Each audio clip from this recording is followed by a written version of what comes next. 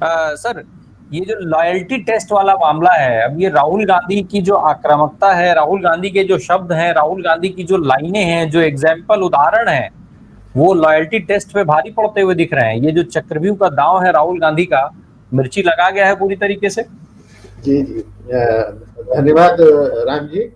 सबसे पहले तो मैं आज के विमर्श में अभी हमारे पूर्व वक्ताओं ने और विशेष तौर पर शैलेंद्र कुमार जी ने जिस तरीके से संसदीय कार्यवाही विशेष तौर पर राहुल गांधी के भाषण की जो व्याख्या की है उसके लिए मैं उनको बधाई दूंगा। और उन्होंने बहुत ही सारगर्भित तरीके से उसके भाषण का अभिप्राय और उसके निहितार्थ की ओर संकेत किया है। खैर, कल के राहुल के भाषण की अगर हम बात करें तो एक हिंदी में मुहावरा बहुत प्रचलित है, जो मारे सो मीर। तो ये राहुल का भाषण जो मारे सो मीर का एक बहुत ही ज्वलंत उदाहरण था। और उनकी तर्जे बयानी पे अगर हम गौर करें तो कई बातें एक साथ उभर कर आती हैं। एक बार की अगर हम फिल्मों के संदर्भ में बात करें तो फिल्मों में पटकथा कितनी भी अच्छी हो, लेकिन जब तक डायलॉग अच्छे नहीं होते हैं तब तक फिल्म में तालियां नहीं बजती और फिल्म हिट नहीं होती है। मुगले आजम को या शोले फिल्म को या अन्य फिल्मों को आज आप डायलॉगों के लिए याद करते हैं।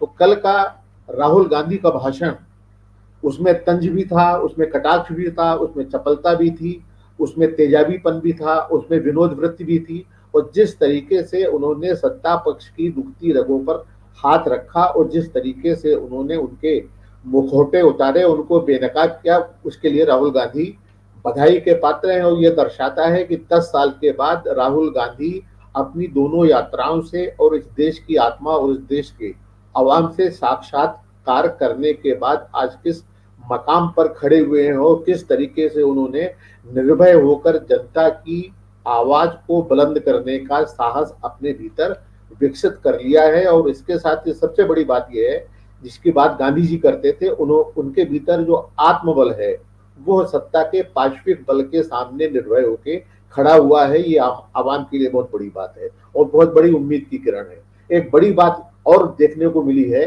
कि वो पौराणिक आख्यानों का और मिथकों का इस्तेमाल करने लगे हैं ताकि अपनी बात को वो जनता तक संप्रेषित कर सकें। उन्होंने चक्रव्यूह की बात की, सिर्फ चक्रव्यूह की बात नहीं की बल्कि उन्होंने कमल व्यूह की बात की कि प्रतिद्वंदी को घेर कर मारने के लिए किस तरह से कमल के आकार की व्यूह रचना करके अपने प्रतिद्वंदी को या विरोधी को या बैरी को मारा जाता है। सनातनी बात हम करें तो ये सनातन धर्म की सनातन परंपरा नहीं है। आप गौर करें, पिछले 4-6 महीने में ये हिंदुत्व तो खत्म हो गया है, अब ये सनातन पे आ गए हैं। और ये कौन सा सनातन है? ये वो सनातन है जो वर्णवाद को, अस्पृश्यता को, वर्ग भेद को, सती प्रथा को, पाखंड को पोषता है। या वो सनातन है जो शास्त्रार्थ में यकीन करता है? अगर शास्त्रार्थ में यकीन करता है तो लोकसभा में 10 साल में किस बिल पर, किस विधेयक पर, किस विषय पर शास्त्रार्थ या बहस या विमर्श हुआ है?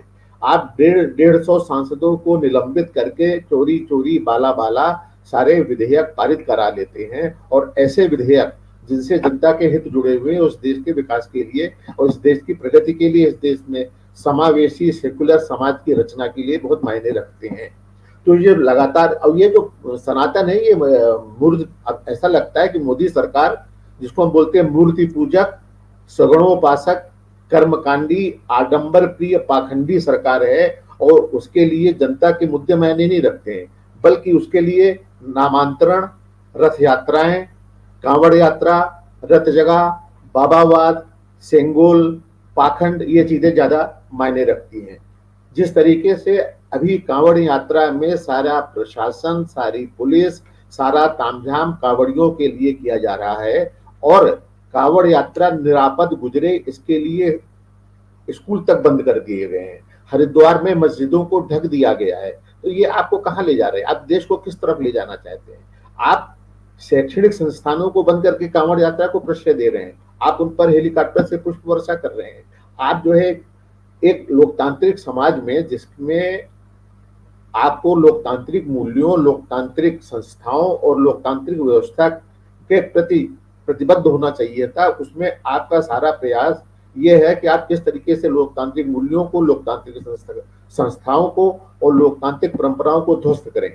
आप संसद में जिस तरीके से मीडिया के प्रति बहुत निरंकुश, बहुत उपेक्षापूर्ण और बहुत पक्षपातपूर्ण रवैया बरता जा रहा है, उनकी मुश्कें कसी जा रही हैं, यह भारत के इतिहास में कभी नहीं हुआ। आप इसको अमृत काल में कहेंगे, और अमृत काल में मीडिया को, मीडिया की स्वस्थ प्रवृत्तियों में मठा डालने की जिस तरह से कोशिश हो रही है, वो बहुत शर्मनाक है। और अभिव्यक्ति का संकट जिसको कि मुक्तिबोध कहते आए हैं, और हम लोग उसको आज महसूस कर रहे हैं। मैं इमरजेंसी के दौरान पत्रकारिता की ओर अग्रसर हुआ, और अगर इमरजेंसी नहीं लगी होती तो शायद मैं पत्रकारिता में नहीं होता। तो मुझे याद पड़ता है कि इमरजेंसी का सन 75 और 77 का काल आज की अघोषित इमरजेंसी से कहीं ज्यादा बेहतर था, और आज हम बोल नहीं सकते।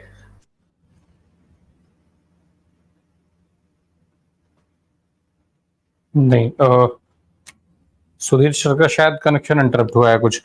खैर, जिस तरीके से कुछ चीजें हुई हैं इधर लगातार, जो शब्दों की बात हो रही। हाँ जी जी हाँ, सुधीर सर। एक बात और कहूंगा, उनको जबरन गिरफ्तार कर लिया गया और उनको दिल्ली नहीं जाने दिया गया। तो इस तरह की लगातार जो घटनाएं घट रही है वो बहुत शर्मनाक है। और उनमें राहुल गांधी के भाषण से, और उसमें और लोग भी अच्छा बोले। आप अभिषेक बनर्जी का भाषण देखें, बहुत अच्छा बोला उन्होंने। महुआ मोइत्रा का भाषण जब भी होता है अच्छा और तेजाबी भाषण होता है। और जिस तरीके से इधर युवा पीढ़ी उभर कर आई है, और उससे हमें डॉक्टर लोहिया की या मधुलिमिया की या जॉर्ज फर्नांडिस की परंपरा की कहीं ना कहीं याद आती है। राष्ट्रकवि मैथिली शरण गुप्त की मैं 4 पंक्तियों के साथ अपनी बात खत्म करूंगा। राजा प्रजा का पात्र है, वह एक प्रतिनिधि मात्र है। राजा प्रजा का पात्र है, वो एक प्रतिनिधि मात्र है। यदि वह प्रजा पालक नहीं तो त्याज्य है। यदि वह प्रजा पालक नहीं तो त्याज्य है। हम दूसरा राजा चुने जो सब तरह सबकी सुने, कारण प्रजा का ही असल में राज्य है। ये राष्ट्र कवि मैथिली शरण गुप्ता की पंक्तियां हैं, हमें याद रखना चाहिए। और दिनकर तो पहले ही कह गए हैं, सिंहासन खाली करो कि जनता आती है। और जिस दिन जनता जागी और जनता को जगाने की जो जिम्मेदारी है, वो इस वक्त सर्वाधिक प्रतिपक्ष के कंधों पर है और बुद्धिजीवियों और मीडिया के हाथ में है। अगर ये दौर इसी तरह से चलता रहा तो ये मान के चलिए कि कहीं ना कहीं ये पाखंडी और अलोकतांत्रिक सरकार का पतन सुनिश्चित है। राजीव।